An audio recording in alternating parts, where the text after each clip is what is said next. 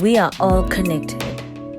So join me as I talk to like-minded people about topics that are appropriate to the current times we are living in. My name is Lerato and this is Relevant. Hi everyone, welcome to Relevant. You know where to get this podcast. I would do the spiel normally, but today I want to get straight into it. My guest was one of the reasons I started this podcast.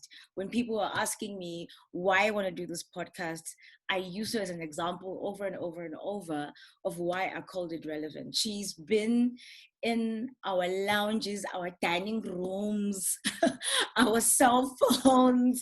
She's been on our radios, in our cars, and she's just one of the most phenomenal woman I've ever met in my life. I'm very lucky to know her, and I'm just so excited to have. Okay, let me just chill. I'm so excited to introduce you guys. We are Mel. I have to try it. That's how excited I am. I today have the one and only Melanie Bala. Mel, how are you? Hey Lerato, I'm great. How are you? I'm fantastic. This is an honor for me because it's the last show of the year. And I mean it when I say that you were one of my top 5 inspirations for this podcast. I wanted to help people figure out how to have longevity, figure out how other people do it, and also know that people who have longevity also struggle like the rest of us. So thank you so much for honoring this. I'm just very so glad. grateful. And thank you for having me on as the last guest. That's quite an honor. Yeah.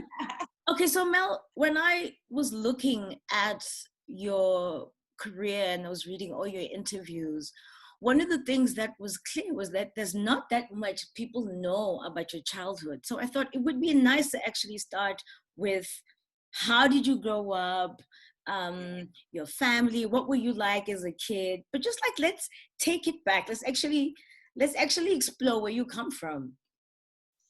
Gosh, my childhood, I always say, was, I won't say idyllic, but pretty close to it. We were really close as a family, grew up the road from like my grandmothers and my uncles and my aunts. And, so it was myself, my mom and dad, 3 siblings, an older sister, then brother, myself, and then a younger sister who's the Lamiki of the family. She's 11 years younger.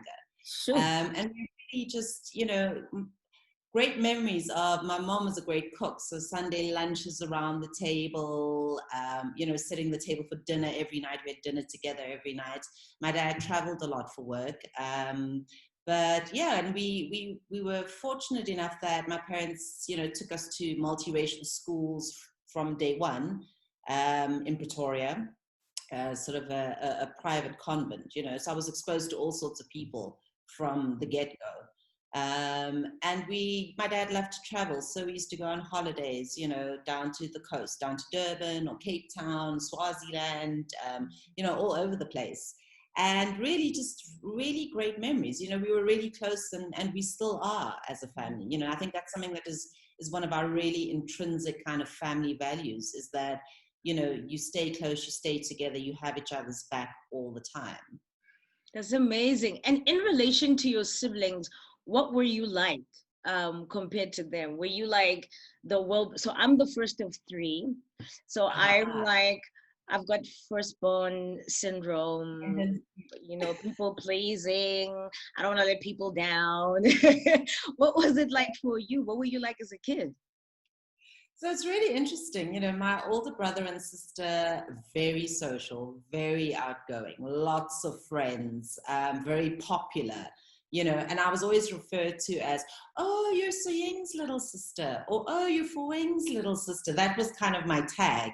And because they were both so outgoing and well-known and popular, and I was very introverted, very quiet in comparison. And it really, I think it only was as an adult that I kind of started to find my voice and myself and my place in things, but I was the quiet one. I was the bookish one. I was always, we go to a family or wherever and they'd be out playing and I'd be in the corner having found a book like this,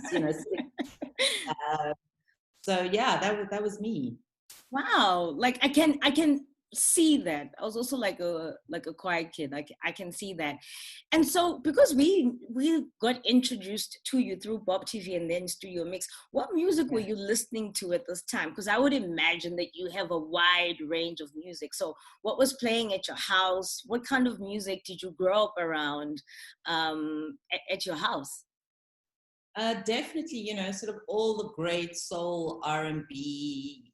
I wouldn't even say pop, mostly soul and R&B classics. That was my Nice. dad loved that stuff. So it was everything from the Taveras to the OJs to Peaches and Herb, Ashford Ooh. and Simpson, and then later on it was the Sades and and a lot of my dad loves Stimela and Sangomota and Mm. that was kind of the influence, music-wise, that we grew up and around. So, how does the child who's the most introverted, who's reading on holiday, end up being the one hosting not only a music show, but basically being you're very public? How did that happen? I have no idea, babe. If you ask anyone who knew me when I was a kid, and say, do you think Mel would land up being on radio or television? They would say to you, never in a million years. Even now and again, like I'll run into old school friends and they'll be like, we cannot believe this is what you do. Because it's so, I was never in drama. I wasn't in the debating club. I wasn't in the, anything. That was just, I was always like in the background, trying to disappear. So honestly, it literally came after school when the opportunity came up to audition for something. And initially, I'd seen an ad in the paper. I think I was fascinated by television. Let me start there. Yeah. I loved watching television. I was fascinated by how it was made. I didn't know how it was made, but it interested me in terms of, I wonder how this thing gets put together. And so I saw an ad in the paper saying, auditions being held in Johannesburg and Randburg. They're looking for, remember, continuity presenters? Yes. Yes. Yes. So I was like, okay, let me try. And it was so weird. I don't know why, but I was like, let me go and try. And I did. I went to an audition, came to Johannesburg, and I'm sure I was awful at it. Awful. I doubt it. No, I'm pretty sure I was. I was like this kid in like a suit that was too big for me, trying to look like I knew what I was doing. And I didn't get that gig. But then a couple of months later, I got a call from someone. I don't know how they'd seen the audition tapes, but they said, Bob TV is looking for people. Would you be interested in coming up to Mabatu and auditioning? It's for a music show. And I was like, okay. And I think it literally was, so I'd finished school and I thought I wanted to study law. So I'd done first year law, but pretty quickly I realized, no, man, this thing isn't for me. It looks nothing like LA Law or, all those cool legal dramas we used to watch. Yes. So I think a part of me was also looking for an alternative, looking for something else to do. And so the television thing, when I got the Bob TV gig, was, I think, that redirect. It was the thing that said, okay, try this. And I spoke to my parents. I didn't think they were going to let me go because I was only 18, had never lived away from home, was like the baby of the family. And my dad said, yeah, go, try. And I thought to myself, I'll give it 2 years. I'll give it 2 years and see how it goes. And here we are. 20 plus years later. So when Yes, did it become from I'm going to try it for 2 years and see how it goes to, wait, I think I like this. I think this is a career. I think I could do this. I think when it became a career was probably once I'd started Studio Mix. So Bob TV was a great learning curve. Yeah. I got there and I not only hosted the show, but I worked in the production office as well, Oh. putting the show together.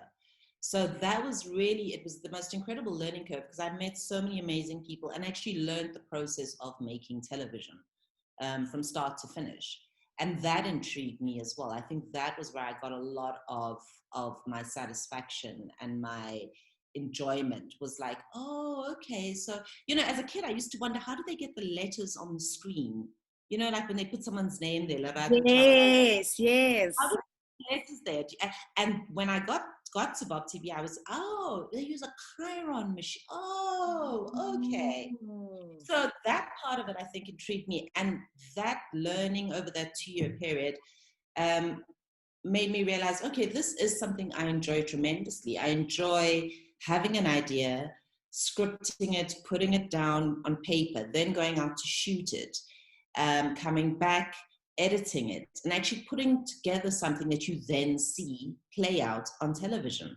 But like by the time I got to Johannesburg for studio mix was November 93.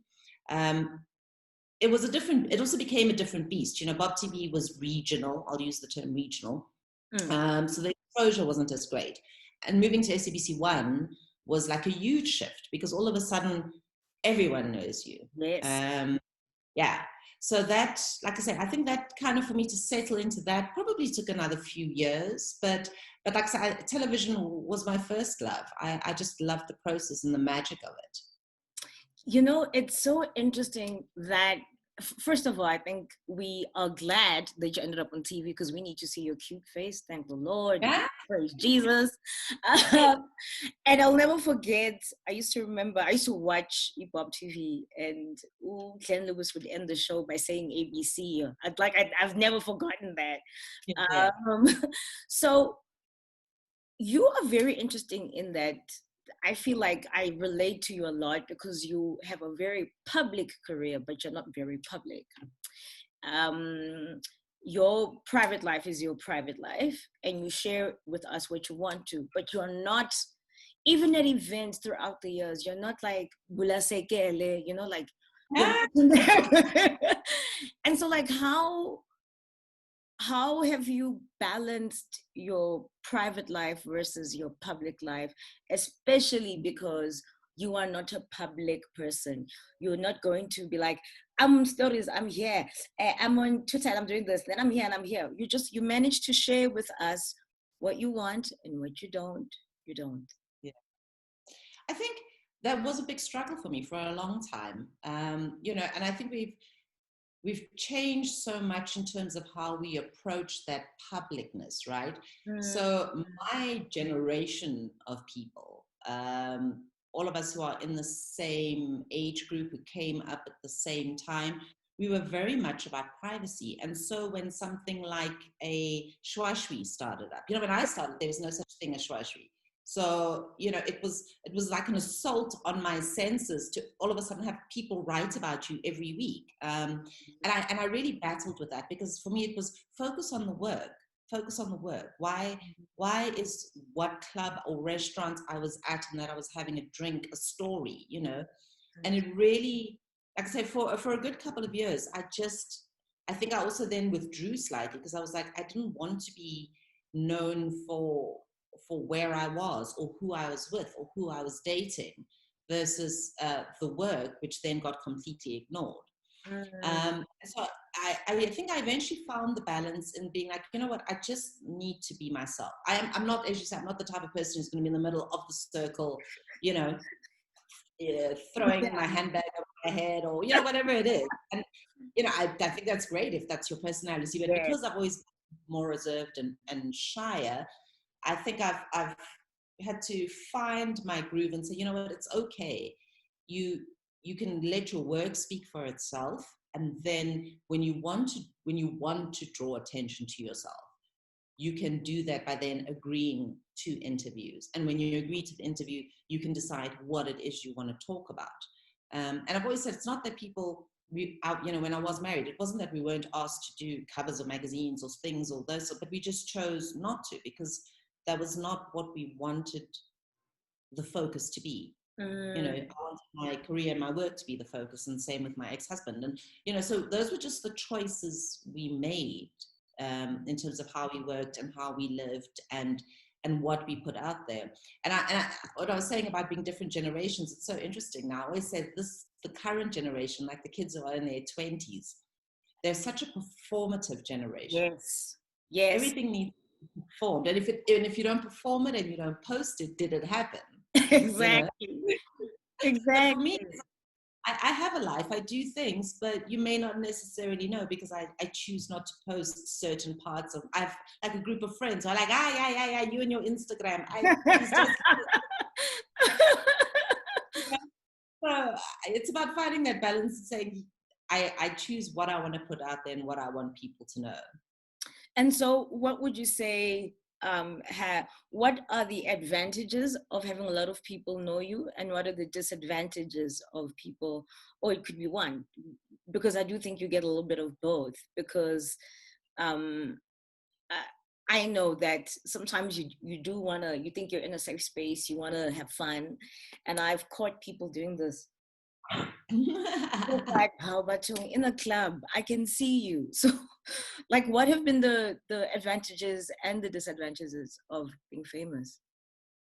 I think the disadvantages, without a doubt, are people making assumptions about you without having said a word to you, without having ever spoken to you. So there's the assumption where I remember going to a friend's baby shower once, and post the baby shower the next day. She said to me, you know, my other friends were so surprised. They said you were so nice. They didn't expect you to be nice. And I'm like, but based on Okay. what?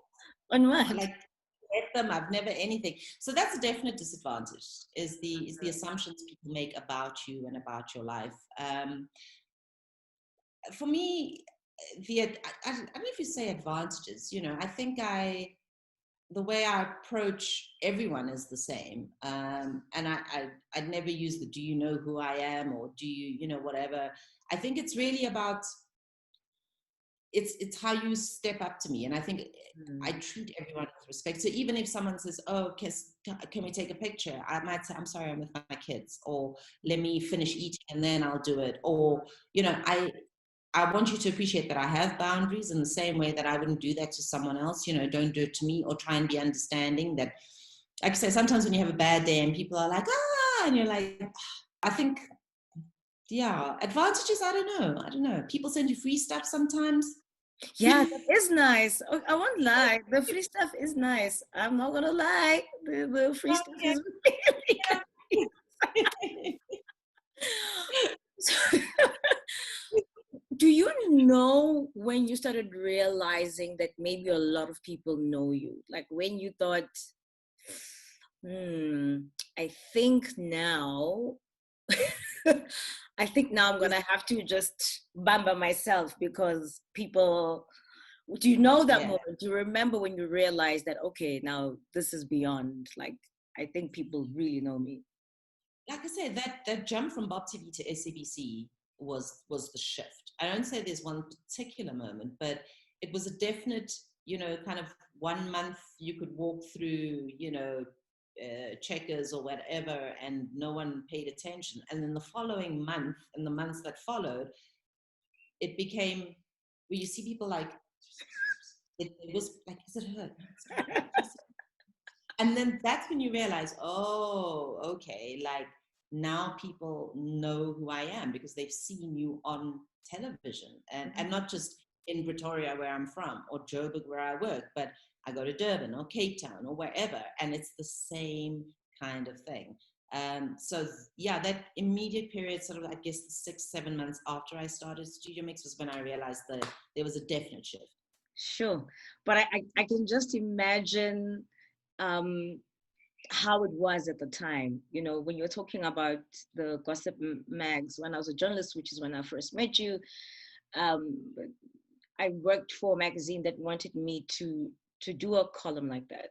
And I think I must have done it for a month. And I was like, yeah, not for me, because I'm just not interested in other people's business. Do you know what I mean? I think Right. everybody has, I don't want you to be in my business. So I'm not interested in your business either. So I'm interested in your career. I'm interested how you got to where you got to, but like who you're sleeping with, like, I don't want to lie. Like, I don't care, you know? Yes. So, Yeah.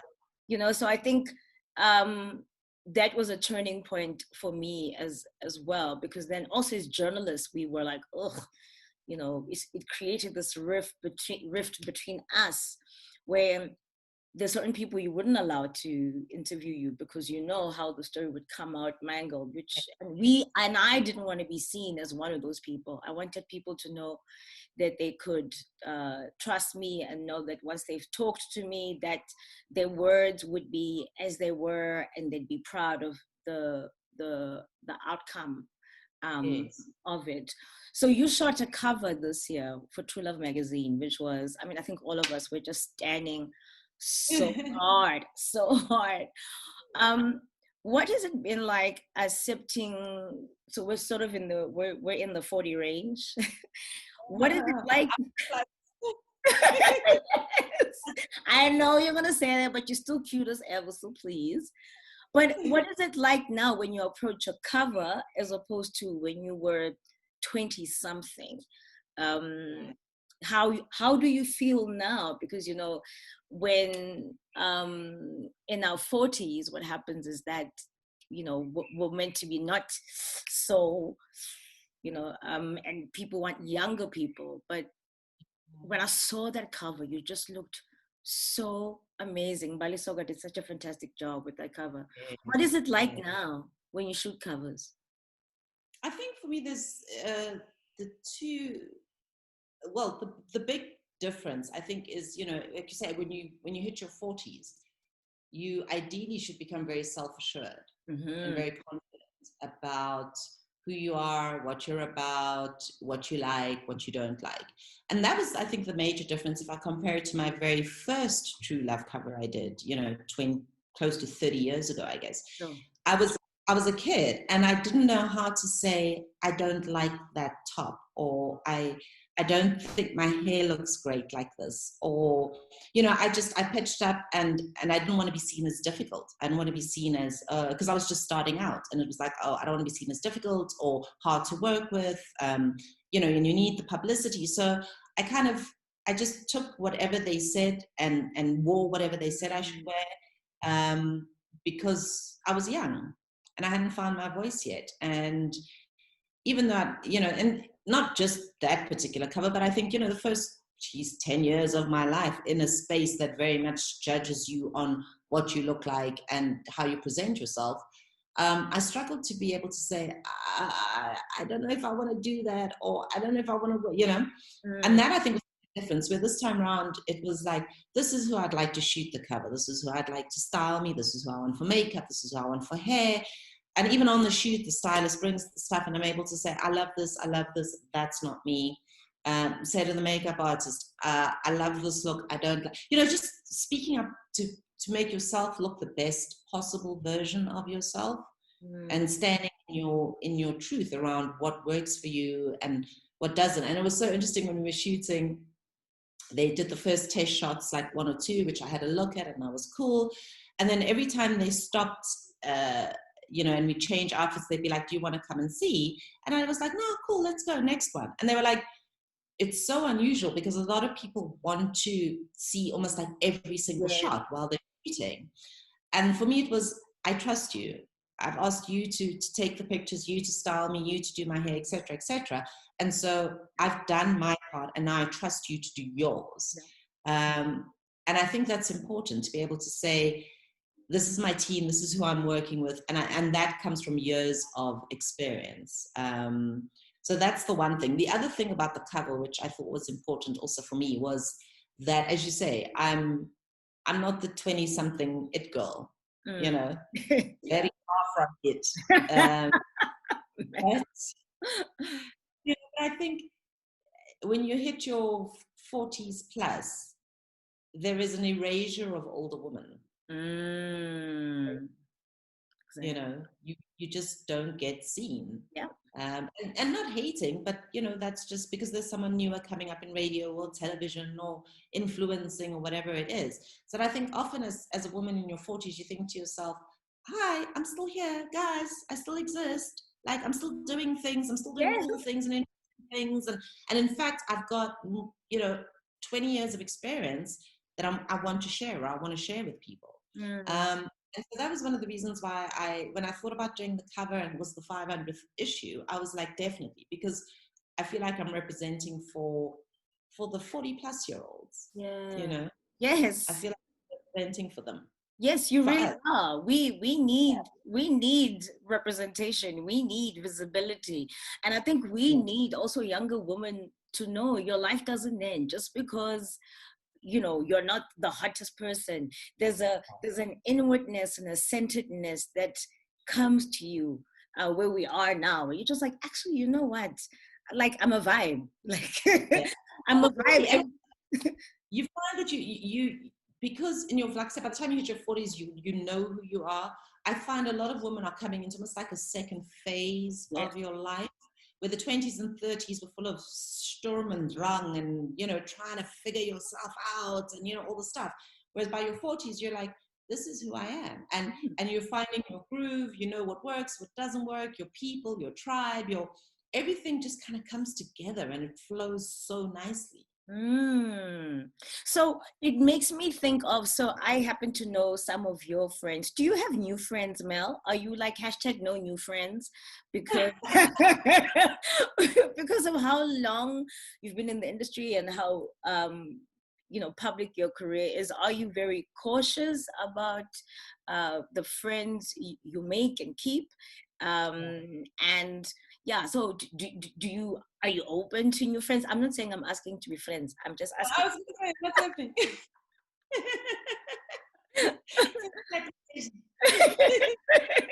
Exactly. It's interesting. So again, I think the thing about getting older, for the longest time, so I've had the same group of friends for, close to 30 years, right? So we all came up and met each other in Mabatu, and some of us were working in the same space and stuff. So I have that group of friends that have been the constant, that have been the backbone, the foundation of my life. They are there, right? Mm. But it's also interesting because I've had to teach myself or tell myself to relook things sometimes, because I think if you just know new friends and you're not, you could miss out on meeting really great people. Mm. And not all your friends can be everything to you at once. So they can be your party friends, they can be your book club friends, they can be your, there's different Yes. groups and different circles. So I've said to myself the last couple of years that I am open to meeting new people Mm. and to say, oh, okay, hey, I like your vibe, I like your energy, I like your spirit, I like where you're at, and cultivating a friendship. And I know sometimes it seems hard when you're older because you're like, where do I start? What do we have in common? But it can be. And that's something that I've actively worked on the last couple of years, to say, I think also partly because once, when you get married, your circle becomes your husband or your wife's friends and family and stuff. And then when you get divorced, that circle changes. That Mm. circle changes as well. And not in a horrible way, like people have left or they've chosen sides, but it can be difficult for people when a couple they like goes through a divorce to then figure out how you interact with them. And so that is, I think, has also been part of the reason that has driven me to say, yes, I am open to, and I've met some great people that through other people or at things where it's been like, hey, do you want to do a coffee? Cool, cool, cool. And just being open to new ideas. Right. Yeah. I mean, I think we need to. Like, I was also one of those people at the beginning. I was like, no, I've got the friends that I've had. We've been friends for however long. And I realized life is not only abundant, but it's long for a reason, so that we are able to have new experiences. That's why we go to different countries. That's why we listen to different music. But when you speak about friendship, I cannot help but think about your friendship with Bob, and how we lost him this year, and how jarring. I think I speak for everyone when I say I think almost all of us thought of you, almost all of us. After Clementine and obviously his all of his children and his family, we thought of you because of how long your friendship was. Um, what would you say Bob's transition has taught you, Mel, about living in the now and being connected, and just about us as human beings? Because we were gutted as a nation, but I don't think we know the full extent of what you were feeling. Yeah, I mean, it's that thing of, we only have a finite amount of time. We all know it, right? But somehow in the busyness of life, that gets pushed to the side when you get distracted by the work and the kids and the homework and the bills and and you think you'll call the person, you think you'll reach out to the person, you'll have that coffee, all these going to happen. Um, and I mean, like I said, I know that on a theoretical level, but sometimes, as I say, life happens. And then before you know it, 6 months have gone past, or 6 months or a year has gone past before you've seen someone.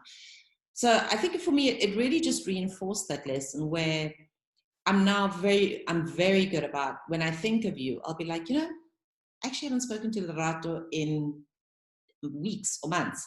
And even if we don't speak, but I'll send you a message to say, hey, I'm thinking of you. I hope you're well. I hope the family's good. Love you. Take care. If you respond, great, we'll have a chat. But even if you don't because you're busy or you're going through stuff or whatever, I want you to know that I've thought about you, So that as really kind of just reinforced that I need to keep doing that and to keep saying to the people that I do want to connect with, pick up the phone, call them, speak to them, make time for them. Because as they say, love is a verb. It's in the doing.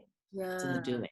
Definitely. I mean, I think I learned the same thing as well this year, is that I can't be like, oh, I'm going to call you. I was one of those people, I'll call you, I'll see you, because I'm an introvert, extrovert. Really, I love people, but also like being at home. My knee-jerk reaction would be just to be by myself. And I realized, actually, you need to check in with people. You need to tell people when you have that thing inside of you that says, reach out to Mel, do it, because we do not know why that's happening. I know I have to let you go, but I have two questions that I want to ask you, Mel. Because you were part of my inspiration for starting this podcast, I wanted to ask you, what do you think has made you relevant for all these years? Why do you think that other people, and I mean, after almost 30 years in the biz, Mel, we've seen people come and go. There are people that I wrote about years ago that nobody even remembers now, like who? And they were huge then, but you somehow have seen every stage of this thing. And there's, I'm not saying there's a formula, I'm not saying you have a formula, but I think it would be great for people who are watching you, who want to know how to have a career that has the kind of respectability that yours has, but as well as the longevity that you've had. You literally have been the embodiment of broadcast excellence, whether you're on TV or whether you're on radio. We are very lucky as a nation to have you. So what do you think has been one of the reasons why you're still here, other than the fact that you're amazing, obviously? Thanks, babe. I think it's a multi-layered answer, right? So I think for one for me is to stay curious about things. So like I say, I started off in television production, knew absolutely nothing about it, but was always curious. And we had a great director, the guy who used to direct Toyota Top 20, that I worked with. Yeah, I remember that. Sure. And he said, there's no such thing as a dumb question, So always be willing, don't pretend ask, and get the answer and get the information you need. So I've always been keen to learn, and that applies across the board, even on radio, even though I'm a news anchor, I know how to run the desk. I don't need to know how to run the desk, but I know how to, because for myself, it's interesting. And I think, you never know if the DJ is running late and you need to play the next song or the ads or the, whatever it is, or the DJ drops dead in studio. And you need to step in. Like I think I'm always curious. I'm always learning about all sorts of things. So that's one. The other thing I think is always say, don't be afraid of hard work. As talented as you are, if you don't have the hard work ethic, the talent will only get you so far. And I think when you make reference to people you've seen come and go over the years, it's not that they weren't crazy talented, but sometimes if you don't show up with the work ethic, eventually people get sick of you, no matter how great a singer you are or whatever you are. If you just don't show up on time, you're not punctual, you're not together, you don't know your words, whatever it is, people are eventually going to be over you. So your work ethic needs to be impeccable. Know what you're doing, when you're doing it, where you're supposed to be doing it, what time you're supposed to be doing it, and show up prepared and actually do the work every single time. I think that builds you that reputation of being consistent, reliable, excellent. Yeah. Excellent in what you Because do. you're only as good as your last job, right? As your last whatever. Yeah, and that's what I'm saying.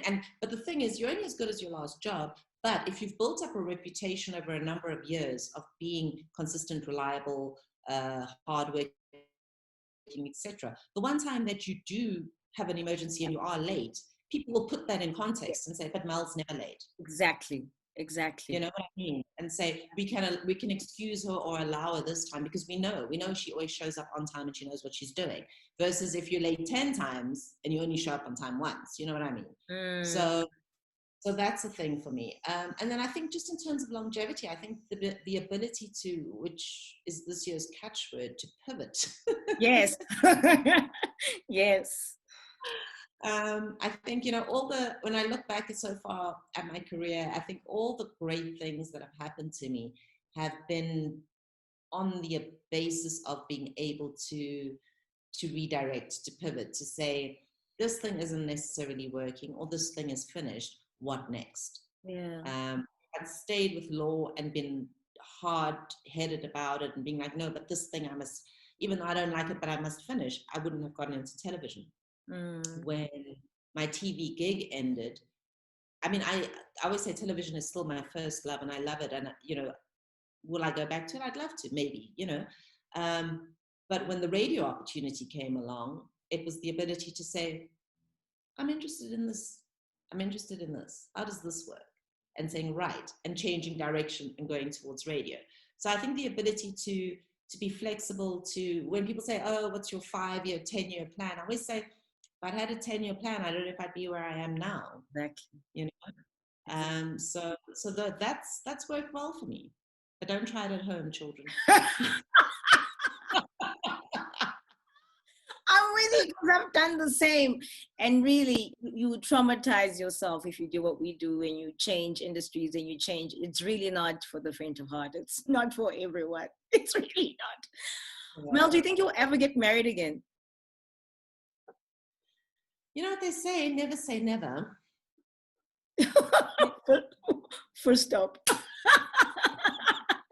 With a friend, I was like, men, someone was like, oh, don't you hate men? I said, no, I don't hate men. Men are wonderful. They're like elephants. You just don't want to own one. Yes, exactly. Exactly. You want to look at it like, I was at a game park yesterday and there was an elephant. Oh, really? Exactly. There was an elephant that was walking towards us and you're just like, you are great, but there. Like, take some pictures. Exactly. Mel, my last question then to you would be, you've done so much in broadcasting. Is there something else you want to do within the industry that you haven't done that you would say, yes, I'd love to? And in your children, are they sort of interested in the industry? Because I know with families, once both your parents have whatever kind of career it is, like people who are writers, you find that somebody was an editor and somebody was a writer. So whenever families have a mutual thing, the children also tend to like the same things. Are they that way inclined or not? And would you encourage them to get into media? Well, I mean, it's almost like inevitable, right? So my son is forever mumble rapping. Yeah,